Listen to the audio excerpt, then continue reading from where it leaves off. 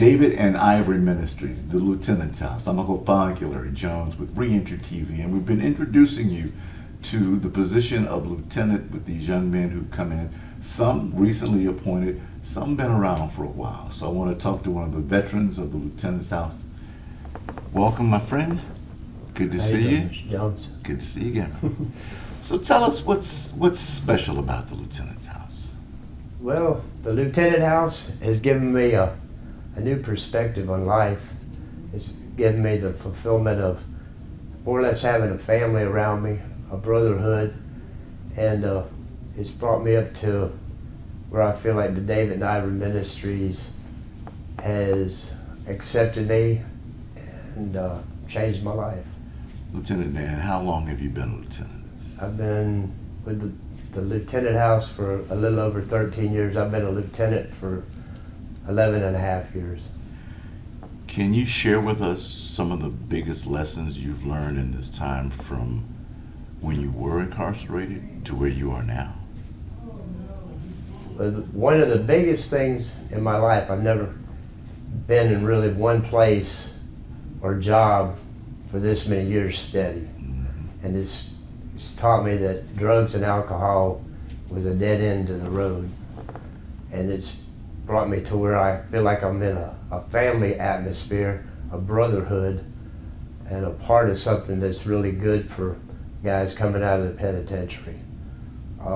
As far as what it's done for me, it's given me a credibility of not wanting to have to go back to that old life of drugs and alcohol.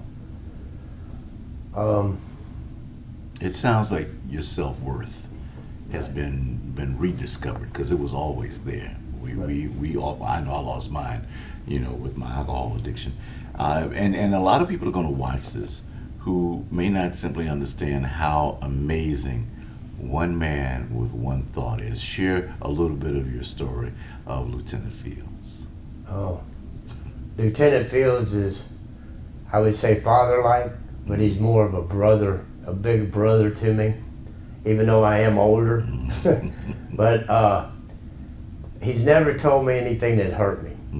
Sometimes it seemed like that it was a little bit rougher than what I'd expect, or it seemed like a lot of times it wasn't really exactly what I wanted to do, but in the long run, it's probably saved my life. And it's made me a better man. I can't say I'm a better man, but I feel like I am. So, as I said, folk are watching.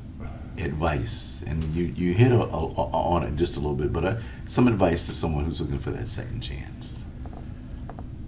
My best advice is to surround yourself around people that are not into the drugs and alcohol, that are into everyday ordinary life. I mean, you got ups and downs, and you got good times and you got bad times. I just lost my mother, and that was a tough little experience. But it didn't put me back to the resort of going back to my old life. In a sense, I think it made me stronger, because now I feel like my mother's watching over me, and she'd be more proud of me to be a straight, honest person than what I was before. So, I was going to ask the difference between the old you and the new you, but you just answered that, man. Yeah. It's a great program. Right. All right, sir. Congratulations. All righty. Thank you, friend. Real life, real solution. Reentry TV. Real life, real solution. Reentry TV.